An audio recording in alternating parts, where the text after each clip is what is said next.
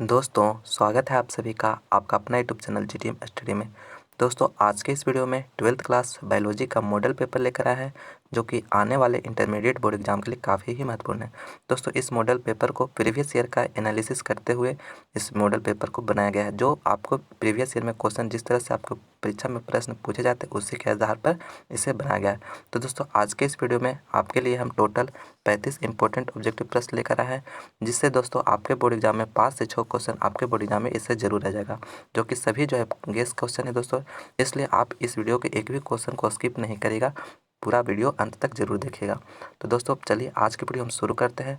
जल्दी से इस वीडियो को लाइक कर दीजिए, अपने दोस्तों में शेयर कर दीजिए, और आप हमारे इस चैनल पर नए हैं तो प्लीज़ हमारे इस चैनल को सब्सक्राइब भी जरूर कर लीजिए। दोस्तों आप सभी क्वेश्चन को जरूर देखिएगा, क्योंकि आपको हम सभी क्वेश्चन को काफ़ी अच्छे तरह से बताएं ताकि आपको एक बार में ही याद हो जाए। और दोस्तों अगर और भी हमारा दूसरा वीडियो देखना चाहते हैं तो उसका लिंक डिस्क्रिप्शन में दिया हुआ है, वहाँ पे जाकर आप हमारे दूसरा वीडियो को जरूर देखिएगा। तो चलिए आज की वीडियो हम शुरू करते हैं। फर्स्ट क्वेश्चन में बोला जा रहा है कि ओजोन परत की मोटाई किस इकाई में मापी जाती है। दोस्तों आपसे पूछा जा रहा है कि ओजोन परत की मोटाई जो होती है किस इकाई में मापी जाती है। तो पहला ऑप्शन दे रहा है अरब इकाई, दूसरा दे रहा है पास्कल इकाई, तीसरा दे रहा है डॉप्सन इकाई, और चौथा दे इनमें से कोई नहीं। तो दोस्तों ओजोन परत की जो मोटाई होती है वह किस इकाई में मापी जाती है, जिसका जो राइट आंसर हो जाएगा वह डॉप्सन इकाई, यानी मेरा सी ऑप्शन यहाँ पे बिल्कुल करेक्ट हो गया। ठीक है, ओजोन परत की मोटाई जो होती है दोस्तों वह डॉप्सन इकाई में मापी जाती है, तो सी ऑप्शन यहाँ पे करेक्ट हो गया। यह काफ़ी ही इंपॉर्टेंट प्रश्न है दोस्तों, इसे अच्छी तरह से याद कर लीजिएगा। और दोस्तों ओजोन परत का जो काम है दोस्तों वह जो है सूर्य से आने वाले पराबैंगनी किरणों को जो है पृथ्वी के जीवों को रक्षा करती है। तो इसलिए ओजोन परत जो है दोस्तों यह पृथ्वी का सुरक्षा कवच भी कहा जाता है। ठीक है, और इसका जो यहाँ पे पूछा जा रहा है कि उसका मोटाई जो है ओजोन परत का मोटाई जो है किस इकाई में मापी जाती है, तो डॉप्सन इकाई में मापी जाती है। तो मेरा सी ऑप्शन यहाँ पे करेक्ट हो गया। नेक्स्ट क्वेश्चन दूसरा नंबर में कह रहा है कि अनुवांशिकी के जनक हैं। दोस्तों आपसे पूछा जा रहा है कि अनुवांशिकी के जनक जो है वह कौन है। तो पहला ऑप्शन है मॉर्गन, दूसरा में है मेंडल, तीसरा में है डार्विन, और चौथा में इनमें से कोई नहीं। तो दोस्तों अनुवांशिकी के जनक जो है दोस्तों वह है मेंडल, मेरा बी ऑप्शन यहाँ पे बिल्कुल करेक्ट है। ठीक है, अनुवांशिकी के जो जनक है वह कौन है, तो मेंडल ने जो है दोस्तों अनुवांशिकी के लिए जो मैंने अथी परीक्षण किए थे या मैंने कहने मतलब एक्सपेरिमेंट किए थे वह मटर के पौधे पे किए थे, और उन्हीं मटर के पौधे पर जो एक्सपेरिमेंट किए थे उसी के आधार पर उन्होंने अनुवांशिकी के जो है सिद्धांत दिए थे। इसलिए मेरा यहाँ पे मेंडल जो हो गया, बी ऑप्शन यहाँ पे करेक्ट हो जाएगा। नेक्स्ट क्वेश्चन तीसरा नंबर में कह रहा है कि इनमें से कौन रक्त समूह सार्वभौमिक रक्तदाता है। मैंने आपसे पूछा जा रहा है कि इनमें कौन सा रक्त ब्लड ग्रुप जो है सार्वभौमिक रक्तदाता यानी यूनिवर्सल डोनर, यानी मैंने सभी को वैसा कौन सा ब्लड ग्रुप है जो कि सभी व्यक्तियों को दिया जा सकता है। तो पहला ऑप्शन दे रहा है बी, दूसरा में दे रहा है ए, और तीसरा ऑप्शन में दे रहा है ए बी, और चौथा में दे रहा है ओ। तो दोस्तों ब्लड ग्रुप ओ जो होता है दोस्तों ब्लड ग्रुप ओ जो होता है वह जो होता है यूनिवर्सल डोनर कहा जाता है। ठीक है, यानी ओ ग्रुप वाले व्यक्ति जो है किसी को भी अपना ब्लड डोनेट कर सकते हैं, तो इसीलिए इसे यूनिवर्सल डोनर कहा जाता है। इसलिए मेरा कौन सा ऑप्शन सही हो जाएगा, ऑप्शन नंबर डी यहाँ पे ऑप्शन बिल्कुल करेक्ट हो जाएगा। ठीक है, जो अगर कौन सा रक्त समूह जो होता है सार्वभौमिक रक्तदाता होता है तो ओ होता है। और दोस्तों यहाँ से एक क्वेश्चन और पूछा जाता है कि कौन सा ब्लड ग्रुप जो होता है, कहने का मतलब सभी से अपना जो है खून ले सकता है, मैंने एक्सेप्टर, यानी जो है एक्सेप्ट करने वाला, कहने मतलब कौन सा ब्लड ग्रुप जो है सभी से अपना ब्लड मैंने वो जो है उसका ब्लड ले सकता है, तो वह उसका जो आंसर हो जाएगा ए बी हो जाएगा। ठीक है, ब्लड ग्रुप ए बी जो है दोस्तों वह किसी भी व्यक्ति का ब्लड ले सकता है, लेकिन वो जो ब्लड ग्रुप वाले व्यक्ति हैं वह किसी को भी दे सकता है। ठीक है, आपको दोनों क्वेश्चन यहाँ पे याद रखना है, कन्फ्यूजन नहीं है। वो हो जाएगा दोस्तों वह डोनर हो जाता है, यूनिवर्सल डोनर हो जाता है, और ए बी जो है एक्सेप्टर हो जाता है। ठीक है, तो आपको यहाँ पे दोनों क्वेश्चन याद रखना, एग्जाम में कोई भी पूछ सकता है। नेक्स्ट क्वेश्चन चौथा नंबर में कह रहा है कि डीएनए डबल हेलिक्स मॉडल दिया है। डीएनए का डबल हेलिक्स मॉडल जो दिए थे दोस्तों वो कौन दिए थे, तो इसका जो राइट आंसर हो जाएगा वाटसन एवं क्रिक, कहने का मतलब डीएनए डबल हेलिक्स मॉडल जो दिए थे दोस्तों वह वाटसन और एवं क्रिक ने दिए थे। तो मेरा सी ऑप्शन यहाँ पे बिल्कुल करेक्ट हो गया। ये भी काफ़ी इंपॉर्टेंट प्रश्न है दोस्तों, इसे अच्छी तरह से याद कर लीजिएगा। डीएनए डबल हेलिक्स मॉडल जो दिए थे वह वाटसन एवं क्रिक दिए थे, तो सी ऑप्शन यहाँ पे करेक्ट हो गया। नेक्स्ट क्वेश्चन पाँचवा नंबर में कह रहा है कि मेंडल के नियम का एक अपवाद है। दोस्तों मेंडल का नियम के जो एक अपवाद है, तो पहला ऑप्शन दे रहा है प्रभाविता, दूसरा दे रहा है युग्मक की शुद्धता, तीसरा में दे रहा है सहलगनता और चौथा में दे रहा है स्वतंत्र अपव्यूहन। तो दोस्तों मेंडल ने जो अनुवांशिकी के जो नियम दिए थे उसका एक अपवाद क्या है, तो उसका जो अपवाद है दोस्तों वह सहलगनता है, यानी मेरा सी ऑप्शन यहाँ पे बिल्कुल करेक्ट है। सहलगनता जो है दोस्तों मेंडल के नियम का एक अपवाद है, तो सी ऑप्शन यहाँ पे करेक्ट हो गया। नेक्स्ट क्वेश्चन छठे नंबर में कह रहा है कि साधारणतः कितने तीव्रता की ध्वनि मानव सहन कर सकता है। कहने का मतलब दोस्तों कि जनरली जो मानव है वह कितने ध्वनि की तीव्रता तक जो है मानव जो है सहन कर सकता है। तो देखिए पहला ऑप्शन दे रहा है 25 से 30 डेसिबल, और दूसरा में दे रहा है 80 से 90 डेसिबल, और तीसरा में दे रहा है 120 से 130 डेसिबल, और चौथा में दे रहा है 140 से 150 डेसिबल। तो दोस्तों ध्वनि की तीव्रता का जो यूनिट होता है वह डेसिबल होता है। ठीक है, आपको यहाँ पे भी एक क्वेश्चन पूछ सकता है, ध्वनि का तीव्रता का यूनिट डेसिबल होता है। और यहाँ पे पूछा जा रहा है कि मानव जो है कितने ध्वनि को सहन कर सकता है, तो वह जो है दोस्तों 25 से 30 डेसिबल तक को जो है साउंड की तीव्रता को सहन कर सकता है। तो मेरा ए ऑप्शन यहाँ पे बिल्कुल करेक्ट हो गया। ए ऑप्शन यहाँ पे करेक्ट हो गया। कहने का मतलब साधारणतः जो मानव है वह 25 से 30 डेसिबल की तीव्रता की ध्वनि को सहन कर सकता है। तो ये ऑप्शन यहाँ पे करेक्ट हो गया।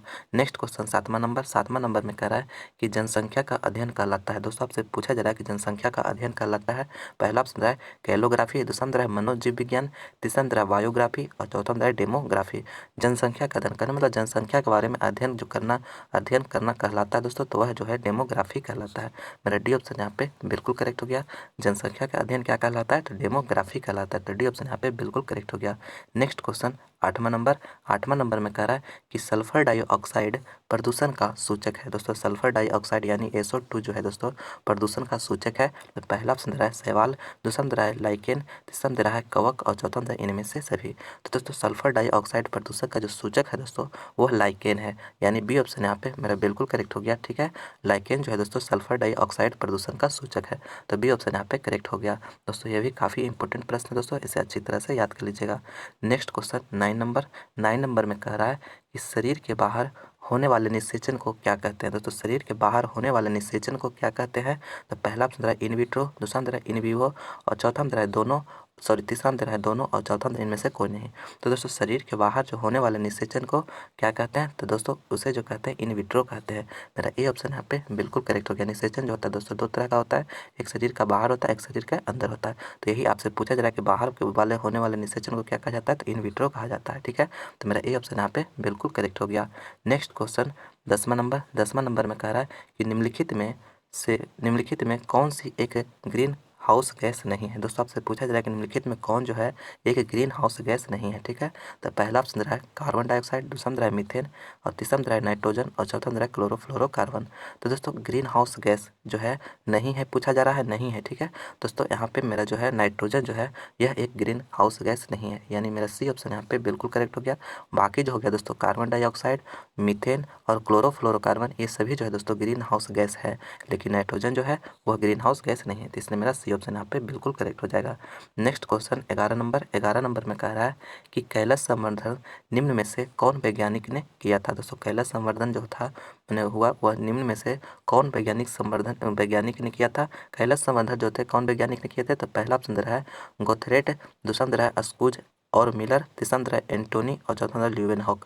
तो दोस्तों कैलाश संवर्धन जो किए थे वह वैज्ञानिक गोथरेट ने किए थे। मेरा ये ऑप्शन यहाँ पे बिल्कुल करेक्ट हो गया, गोथरेट। ठीक है, गोथरेट जो किए थे दोस्तों कैलाश संवर्धन किए थे, तो मेरा ये ऑप्शन यहाँ पे बिल्कुल करेक्ट हो गया। ये भी जो क्वेश्चन आपके बोर्ड एग्जाम में पूछा हुआ प्रश्न है, इसे अच्छा तरह से याद कर लीजिएगा। नेक्स्ट क्वेश्चन 12 नंबर में कह रहा है 12 नंबर करने से पहले दोस्तों आपसे एक छोटी रिक्वेस्ट है कि प्लीज़ इस वीडियो को लाइक जरूर करिएगा, और जितना हो सके अपने दोस्तों में से शेयर जरूर करिएगा दोस्तों। और अगर आप हमारे इस चैनल GTM स्टडी को सब्सक्राइब नहीं किया है तो प्लीज़ हमारे इस चैनल को सब्सक्राइब भी जरूर कर लीजिए, क्योंकि दोस्तों आपके लिए बोर्ड एग्जाम की तैयारी के लिए और भी अच्छे अच्छे वीडियो लाने वाले हैं, ताकि आपका बोर्ड एग्जाम में हमारा पर्पस है कि एक भी क्वेश्चन नहीं छूटे। इसलिए दोस्तों आप हमारे इस चैनल को सब्सक्राइब जरूर कर लीजिए, ताकि आने वाले वीडियो का नोटिफिकेशन आप लोगों को मिलता रहे। तो चलिए दोस्तों चलते हैं नेक्स्ट क्वेश्चन मेरा है 12 नंबर में कह रहा है कि गोल्डन धान में कौन सी विटामिन पाया जाता है। दोस्तों गोल्डन धान जो होता है उनमें कौन सा विटामिन पाया जाता है, तो पहला ऑप्शन रहा है विटामिन बी, दूसरा रहा है विटामिन ए, तीसरा रहा है विटामिन सी, और चौथा रहा है विटामिन डी। तो दोस्तों गोल्डन धान जो होता है, गोल्डन राइस जो होता है दोस्तों, उसमें जो है विटामिन ए पाया जाता है। विटामिन ए का जो है प्रचुर मात्रा रहता है। ठीक है, उसमें तो मेरा कौन सा ऑप्शन से हो गया, ऑप्शन नंबर बी यहाँ पे करेक्ट हो गया। गोल्डन धान में जो है विटामिन ए रहता है। ठीक है, तो ऑप्शन बी यहाँ पे बिल्कुल करेक्ट हो गया। नेक्स्ट क्वेश्चन 13 नंबर में कह रहा है कि गिर अभ्यारण्य प्रसिद्ध है। दोस्तों गिर अभ्यारण्य जो है वह प्रसिद्ध है। तो पहला ऑप्शन रहा है चिड़ियों के लिए, दूसरा रहा है घड़ियाल के लिए, और तीसरा रहा है शेर के लिए, और चौथा रहा है गेंडा के लिए। तो दोस्तों गिर अभ्यारण्य जो है दोस्तों प्रसिद्ध है शेर के लिए। काफ़ी इंपॉर्टेंट प्रश्न है दोस्तों। तो यहाँ पे सी ऑप्शन यहाँ पे बिल्कुल करेक्ट हो। गिर अभ्यारण्य जो है वह शेर के लिए प्रसिद्ध है, तो मेरा सी ऑप्शन यहाँ पे करेक्ट हो गया। और दोस्तों गेंडा के लिए जो है एक अभ्यारण्य काजीरंगा जो है असम में है, वह काफ़ी ही फेमस है। ठीक है, आपसे ये भी पूछ सकता है काजीरंगा अभ्यारण्य जो है किसके लिए फेमस है, तो वह एक सिंह गेंडा वाले के लिए प्रसिद्ध है, और कहाँ है, तो असम में। ठीक है, आपको ये भी याद कर लेना है। नेक्स्ट क्वेश्चन 14 नंबर में कह रहा है कि पारिस्थितिकी तंत्र के आहार श्रृंखला में ऊर्जा का प्रवाह होता है। पारिस्थितिकी तंत्र में जो आहार श्रृंखला का ऊर्जा प्रवाह होता है दोस्तों वह क्या होता है, तो एक दिशीय होता है, द्विदिशीय होता है, या बहुदिशीय होता है, या इनमें से कोई नहीं। तो दोस्तों पारिस्थितिकी तंत्र का जो आहार श्रृंखला होता है उसका ऊर्जा का प्रवाह जो होता है एक दिशीय होता है, यानी एक डायरेक्शन में होता है। ठीक है, तो मेरा ए ऑप्शन यहाँ पे बिल्कुल करेक्ट हो गया। ये भी काफ़ी इंपॉर्टेंट प्रश्न है दोस्तों, इसे अच्छी तरह से याद कर लीजिएगा। पारिस्थितिकी तंत्र का आहार श्रृंखला में जो ऊर्जा का प्रवाह होता है वह एक दिशीय होता है, तो मेरा ए ऑप्शन यहाँ पे करेक्ट हो गया। नेक्स्ट क्वेश्चन 15 नंबर में कह रहा है कि एगारोज जेल प्राप्त किया जाता है। एगारोज जेल प्राप्त किया जाता है, तो पहला ऑप्शन है समुद्री घास से, दूसरा है मक्का से, तीसरा है हाइड्रिला से, और चौथा है फर्न से। तो दोस्तों एगारोज जेल जो प्राप्त होता है वह समुद्री घास से प्राप्त होता है। मेरा ए ऑप्शन यहाँ पे बिल्कुल करेक्ट हो गया। एगारोज जेल प्राप्त होता है किससे, तो वह समुद्री घास से होता है, तो मेरा ए ऑप्शन यहाँ पे बिल्कुल करेक्ट हो गया। नेक्स्ट क्वेश्चन 16 नंबर में कह रहा है कि जीवाणु में पाया जाता है। दोस्तों जीवाणु में पाया जाता है यानी बैक्टीरिया में पाया जाता है। पहला ऑप्शन है प्लाज्मिड, दूसरा है RNA, और तीसरा है प्लाज्मिड और RNA दोनों, और चौथा इनमें से कोई नहीं। तो दोस्तों बैक्टीरिया में जो पाया जाता है वह प्लाज्मिड और RNA दोनों पाया जाता है। मेरा सी ऑप्शन यहाँ पे बिल्कुल करेक्ट हो गया। काफ़ी इंपॉर्टेंट प्रश्न दोस्तों, अच्छी तरह से इसे याद कर लीजिएगा, आप एग्जाम में पूछ सकता है। जीवाणु में पाया जाता है तो प्लाज्मिड और RNA दोनों पाया जाता है, तो सी ऑप्शन यहाँ पे बिल्कुल करेक्ट हो गया। नेक्स्ट क्वेश्चन 17 नंबर में कह रहा है कि प्रतिजैविक पदार्थों को तैयार किया जाता है मुख्यतः। दोस्तों प्रतिजैविक पदार्थों को जो तैयार किया जाता है मुख्यतः किससे तैयार किया जाता है, तो पहला ऑप्शन है कवकों से, दूसरा है ईस्ट से, और तीसरा है शैवाल से, और चौथा है जीवाणु से। तो दोस्तों प्रतिजैविक पदार्थों को जो तैयार किया जाता है वह जीवाणु से किया जाता है, तो मेरा डी ऑप्शन यहाँ पे बैक्टीरिया बिल्कुल करेक्ट हो गया। कहने का मतलब प्रतिजैविक को पदार्थों को जो तैयार किया जाता है वह बैक्टीरिया से किया जाता है, यानी जीवाणु से किया जाता है, तो डी ऑप्शन यहाँ पे बिल्कुल करेक्ट हो गया। नेक्स्ट क्वेश्चन 18 नंबर में कह रहा है दोस्तों कि पादपों में एम्फीबियन किससे संबंधित है। दोस्तों पादपों में जो एम्फीबियन जो है किससे संबंधित है, तो पहला ऑप्शन रहा है शैवाल, दूसरा रहा है ब्रायोफाइटस, तीसरा रहा है कवक, और चौथा रहा है टेरिडोफाइटस। तो दोस्तों पादपों में जो एम्फीबियन जो है वह ब्रायोफाइटस से संबंधित है। मेरा बी ऑप्शन यहाँ पे बिल्कुल करेक्ट हो गया। क्या संबंधित है, तो ब्रायोफाइटस से। पादपों में जो एम्फीबियन है वह ब्रायोफाइटस से संबंधित है, तो बी ऑप्शन यहाँ पे बिल्कुल करेक्ट हो गया। दोस्तों अगर आप हमारा और भी दूसरा सब्जेक्ट का वीडियो देखना चाहते हैं तो इसका लिंक हमारा डिस्क्रिप्शन में दिया हुआ है, प्लेलिस्ट करके आप जिस भी सब्जेक्ट का वीडियो देखना चाहते हैं उसका प्लेलिस्ट पर क्लिक करके आप उस वीडियो को देख सकते हैं। दोस्तों वो सभी में आपको काफ़ी अच्छे अच्छे क्वेश्चन प्रोवाइड किए गए हैं जो कि आपके बोर्ड एग्जाम के लिए काफ़ी ही इंपॉर्टेंट है। इसलिए दोस्तों आप वो सभी वीडियो को जरूर देखिए ताकि आपका बोर्ड एग्जाम में एक भी क्वेश्चन नहीं छूटे और आपका बोर्ड एग्जाम में ज़्यादा से ज़्यादा मार्क्स आए। इसलिए दोस्तों आप अगर और भी दूसरा सब्जेक्ट का वीडियो देखना चाहते हैं तो आप हमारे प्लेलिस्ट में जाकर उस वीडियो को जरूर देख सकते हैं। नेक्स्ट क्वेश्चन 19वां नंबर में कह रहा है कि मलेरिया रोग उत्पन्न होता है। दोस्तों मलेरिया रोग उत्पन्न होता है, पहला ऑप्शन रहा है नर न्यूक्लियस द्वारा, दूसरा रहा है मादा एनोफिलीज द्वारा, तीसरा रहा है मादा एडिस, और तीसरा रहा है नर एनोफिलीज। तो दोस्तों मलेरिया रोग जो उत्पन्न होता है वह मादा एनोफिलीज के द्वारा उत्पन्न होता है। ठीक है, तो मेरा बी ऑप्शन यहाँ पे बिल्कुल करेक्ट हो गया, मादा एनोफिलीज। ये भी काफ़ी इंपॉर्टेंट प्रश्न है दोस्तों, अच्छी तरह से याद कर लीजिएगा। मलेरिया रोग उत्पन्न होता है तो मादा एनोफिलीज के द्वारा उत्पन्न होता है, तो बी ऑप्शन यहाँ पे बिल्कुल करेक्ट हो गया। नेक्स्ट क्वेश्चन 20वां नंबर में कह रहा है कि प्राकृतिक चयन द्वारा जाति की उत्पत्ति पुस्तक लिखी गई थी।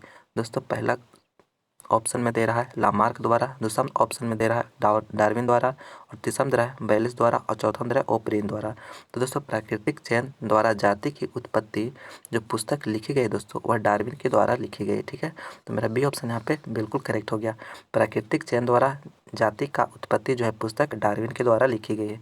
यह क्वेश्चन काफ़ी ही इंपॉर्टेंट प्रश्न है दोस्तों, आप इसे अच्छी तरह से याद कर लीजिएगा, आपके बोर्ड एग्जाम में जरूर पूछ सकता है। यानी मेरा प्राकृतिक चयन द्वारा जाति का उत्पत्ति जो है पुस्तक लिखी गई है वह डार्विन के द्वारा लिखी गई है, तो मेरा बी ऑप्शन यहाँ पे करेक्ट हो गया। नेक्स्ट क्वेश्चन 21वां नंबर में कह रहा है कि ताइचुंग इनमें से किसकी किस्म है। दोस्तों ताइचुंग जो है इनमें से किसकी किस्म है, तो पहला ऑप्शन है गेहूं की, दूसरा है धान की, और तीसरा में दे रहा है मक्का की और चौथा में दे रहा है ईख की। तो दोस्तों ताइचुंग जो है यह एक धान की किस्म है। मेरा बी ऑप्शन यहाँ पे बिल्कुल करेक्ट हो गया। ताइचुंग जो है एक धान की किस्म है, तो मेरा बी ऑप्शन यहाँ पे बिल्कुल करेक्ट हो गया। नेक्स्ट क्वेश्चन 22वां नंबर में कह रहा है कि हरित क्रांति के प्रणेता निम्न में से कौन है। दोस्तों हरित क्रांति के जो प्रणेता है वो निम्न में से कौन है। तो पहला ऑप्शन है डार्विन, दूसरा में है मिलर, तीसरा में है जगदीश चंद्र बोस और चौथा में है नॉर्मन बोरलॉग। तो दोस्तों हरित क्रांति के जो प्रणेता है यानी जनक है वह नॉर्मन बोरलॉग है। तो मेरा डी ऑप्शन यहाँ पे बिल्कुल करेक्ट हो गया, नॉर्मन बोरलॉग। ठीक है, हरित क्रांति के प्रणेता जो है नॉर्मन बोरलॉग है। तो डी ऑप्शन यहाँ पे बिल्कुल करेक्ट हो गया। दोस्तों यहाँ पे एक क्वेश्चन और आपसे पूछा जा सकता है, यहाँ पे अगर लिख दे कि भारत के हरित क्रांति के प्रणेता या जनक कौन है, तो उसका जो राइट आंसर हो जाएगा दोस्तों वो हो जाएगा एस स्वामीनाथन। ठीक है, क्या हो जाएगा, एस स्वामीनाथन। यहाँ पे आप वो भी याद रखिएगा। और दोस्तों आपसे एक क्वेश्चन यहाँ पे और पूछा जा सकता है कि श्वेत क्रांति का जो है श्वेत क्रांति के जनक किसे कहा जाता है, तो उसे जो है वर्गीज कुरियन को कहा जाता है। ठीक है, वर्गीज कुरियन को। तो आप इसे भी याद रखिएगा। यहाँ पे आपको 3 क्वेश्चन बताएं दोस्तों। पहला, हरित क्रांति के प्रणेता कौन है, तो नॉर्मन बोरलॉग। और भारत में हरित क्रांति के जनक कौन है, तो एस स्वामीनाथन। और श्वेत क्रांति यानी श्वेत क्रांति जो है दोस्तों दूध उत्पादन में जो क्रांति आया था, दूध उत्पादन में जो मैंने दूध उत्पादन के लिए जो वृद्धि के लिए जो क्रांति किया गया था, तो वह जो है श्वेत क्रांति कहा जाता है उसे। तो दोस्तों उसमें जो है श्वेत क्रांति का जनक अगर आपसे पूछे तो वह वर्गीज कुरियन हो जाएगा। ठीक है, तो आप ये तीनों क्वेश्चन अच्छी तरह से याद रखिएगा। यहाँ पे हरित क्रांति पूछा जा रहा है तो मेरा नॉर्मन बोरलॉग यहाँ पे करेक्ट हो जाएगा। नेक्स्ट क्वेश्चन 23वां नंबर में कह रहा है कि निफ जीन पाया जाता है। दोस्तों निफ जीन जो है पाया जाता है, तो पहला ऑप्शन रहा है पेनिसिलियम में, दूसरा में रहा है राइजोबियम में और तीसरा में रहा है एस्परजिलस में और चौथा में इनमें से कोई नहीं। तो निफ जीन जो पाया जाता है वह राइजोबियम में पाया जाता है। तो बी ऑप्शन यहाँ पे बिल्कुल करेक्ट हो गया, राइजोबियम में पाया जाता है।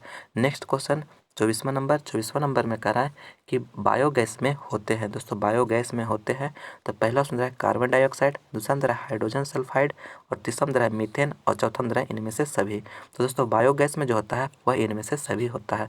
तो मेरा डी ऑप्शन यहाँ पे बिल्कुल करेक्ट हो जाएगा। ठीक है, कार्बन डाइऑक्साइड, हाइड्रोजन सल्फाइड और मीथेन सभी जो है दोस्तों बायोगैस में ही आते हैं। तो मेरा यहाँ पे डी ऑप्शन यहाँ पे बिल्कुल करेक्ट हो जाएगा।